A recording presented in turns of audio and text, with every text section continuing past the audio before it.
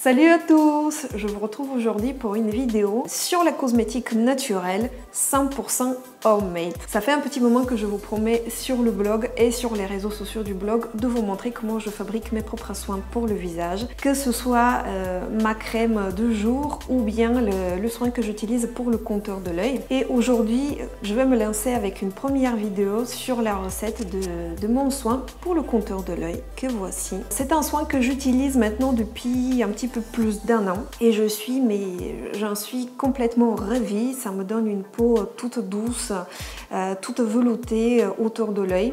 En plus, c'est un soin anti-âge, anti-poche et anti-cerne, donc le combo parfait pour le parent trentenaire fatigué. Genre comme moi. Pourquoi il est important d'appliquer un soin pour le contour de l'œil? Alors les filles, si vous allez vers la trentaine ou si vous dépassez la trentaine comme moi, je vous conseille fortement d'utiliser un soin pour le contour de l'œil parce que tout simplement cette partie de votre visage n'a pas le même type de peau que le reste de votre visage. Ici la peau elle est souvent beaucoup plus fragile, beaucoup plus fine et parfois même plus sèche que le reste du visage. Et si on n'en prend pas bien soin, eh bien vous savez très bien que c'est l'endroit où apparaissent les premières rides. Donc il vaut mieux bien prendre soin du contour de l'œil. Aujourd'hui, je vais vous montrer comment fabriquer cette crème. Donc c'est mon soin pour le contour de l'œil.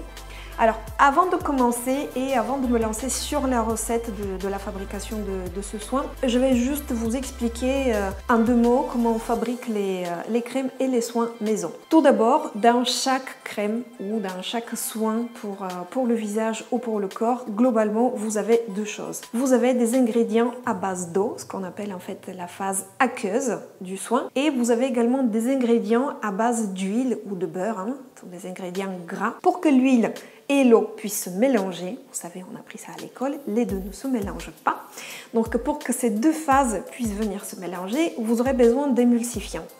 Donc ces émulsifiants, vous allez voir dans ma recette, j'ai choisi des ingrédients qui sont vraiment à base naturelle. Donc ce sont des émulsifiants végétaux qui vont vous permettre d'obtenir cette jolie texture de la crème faite maison. Je vais également utiliser certains actifs comme la caféine, donc vous allez voir ça dans la recette parce que la caféine en fait elle a des propriétés énergisantes, elle stimule la peau, elle raffermit en fait la peau et notamment pour tout ce qui est souci de poche, elle permet de gommer les poches sous les yeux, donc je trouve que c'est un actif relativement intéressant, notamment pour tout ce qui est soin contour de l'œil. Au final, je vais utiliser un conservateur comme vous allez le voir, mais qui est un conservateur léger à base végétale, donc c'est un conservateur à base de radis noir de mémoire qui va permettre de conserver la crème à un certain moment dans le temps mais sans pour autant que ce soit très agressif pour votre peau. Après avoir expliqué tout ça, je vous propose qu'on se lance dans la fabrication de la crème.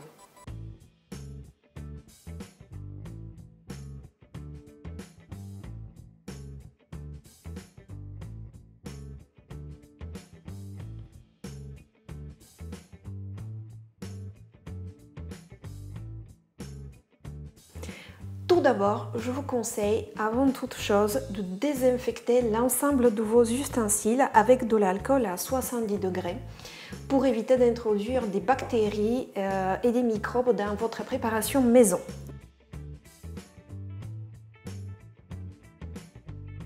Pour la préparation de la recette, je vous conseille de prendre 2 récipients en verre. Il faut que ce soit du verre résistant à la chaleur puisqu'on va mettre ces deux récipients par la suite à bain-marie. Dans l'un des 2 récipients, on va mettre tous les ingrédients à base d'eau, donc ce qu'on appelle la phase aqueuse. Et dans l'autre récipient, on va mettre tous les ingrédients à base d'huile, donc c'est ce qu'on appelle la phase huileuse. Donc je vais commencer avec la phase aqueuse. Pour la phase aqueuse, je vais mettre 20 g d'hydrolat de bleuet.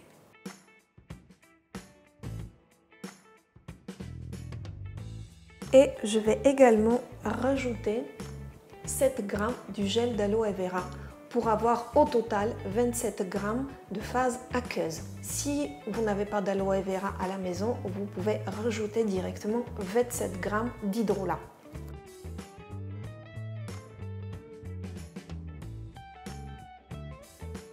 Je mélange bien pour que l'ensemble devienne liquide.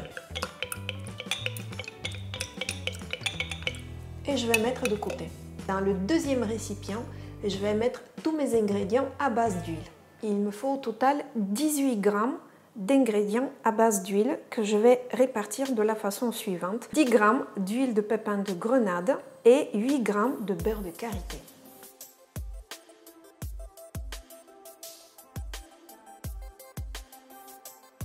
J'utilise du beurre de karité non raffiné. Je vous conseille de prélever le beurre de karité avec des ustensiles en bois, puisque des ustensiles en inox ou en fer en fait altèrent les qualités du beurre de karité. Donc il vaut mieux utiliser des ustensiles en bois comme moi.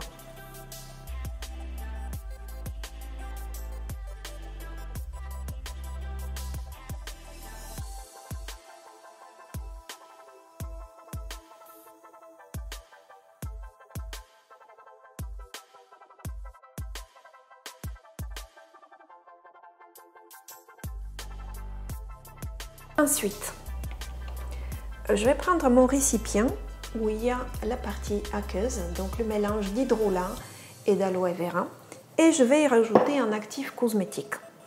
Donc pour ma crème contour de lait, j'utilise de la caféine qui se présente comme ceci.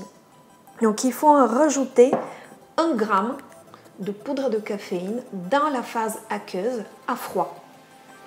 Si vous avez une microbalance, il vous suffit de mesurer 1 g et de rajouter là-dedans. Je n'ai pas pour ma part, donc j'utilise ces cuillères doseuses. Pour obtenir 1 g,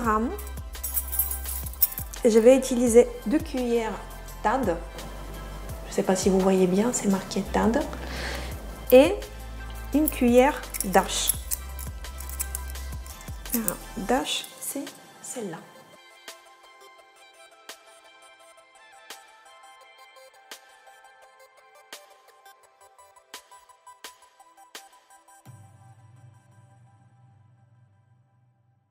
Voilà, une fois que vous avez fait ça, il suffit de mettre ces deux récipients à bain-marie dans un grand récipient parce qu'il faut que les deux phases, la phase aqueuse et la phase huileuse, soient à la même température de réchauffe pour pouvoir rajouter par la suite les émulsifiants.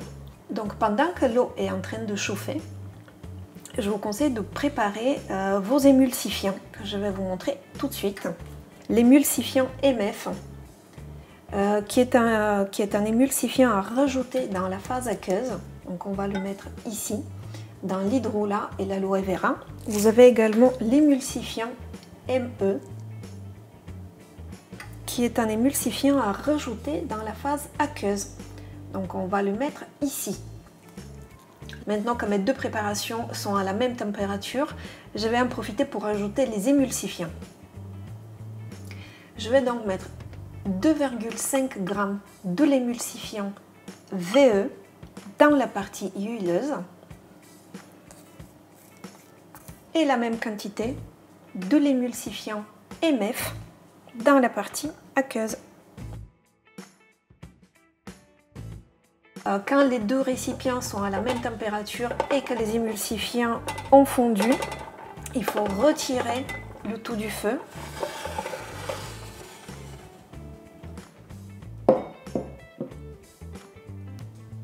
Donc là, on va bien mélanger.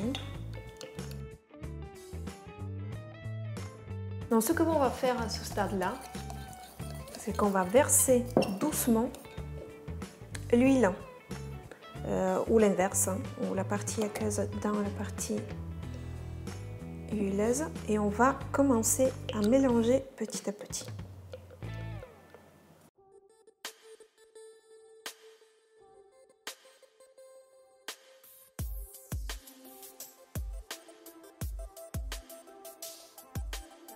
Vous pouvez mélanger à la main, vous pouvez également utiliser un mixeur si vous le souhaitez. N'oubliez pas de désinfecter au préalable votre mixeur. On peut le faire avec un mixeur plongeant.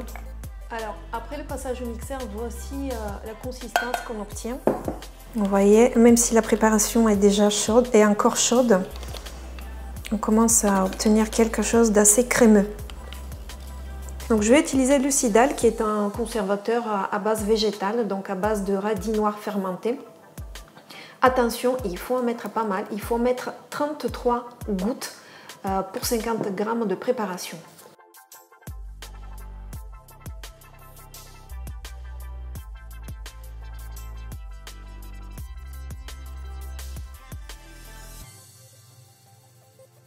Vous pouvez également rajouter 4 gouttes de vitamine E pour éviter tout ce qui est rincissement des huiles.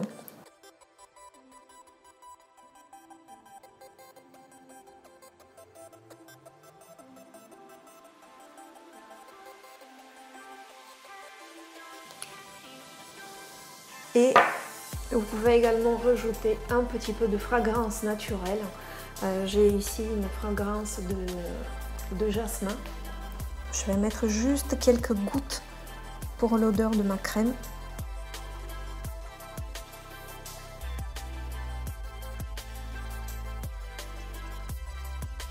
Ensuite, il vous faut un petit pot de conservation que vous allez désinfecter au préalable, comme tout le reste.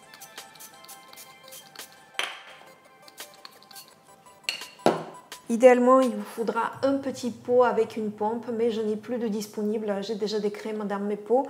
Donc pour la recette aujourd'hui, je vais le transférer dans un pot comme ça. Mais si vous avez un pot avec une pompe, ce serait encore mieux parce que ça vous évitera de mettre les doigts dans la préparation et éventuellement d'introduire des microbes dedans.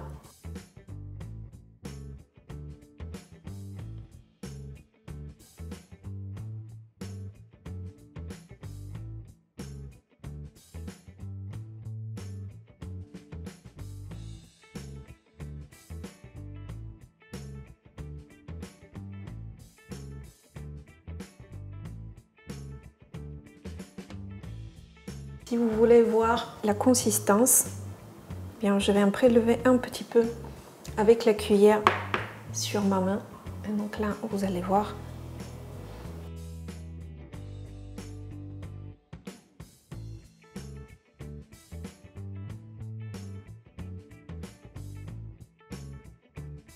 Ce petit pot peut durer environ 3 mois, voire même plus si vous le conservez dans votre frigo. Pour ne pas perdre de l'œil la date de fabrication de votre pot, je vous conseille de mettre une petite étiquette avec la date de fabrication. Comme ça, vous savez quand ça a été fait et le temps que votre soin va durer.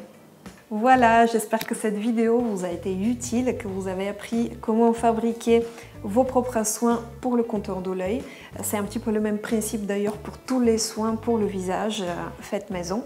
N'hésitez pas à me dire en commentaire de cette vidéo si vous avez testé la recette à la maison. Je vous remercie et je vous dis à très bientôt pour une nouvelle recette DIY cosmétique maison. Bye bye.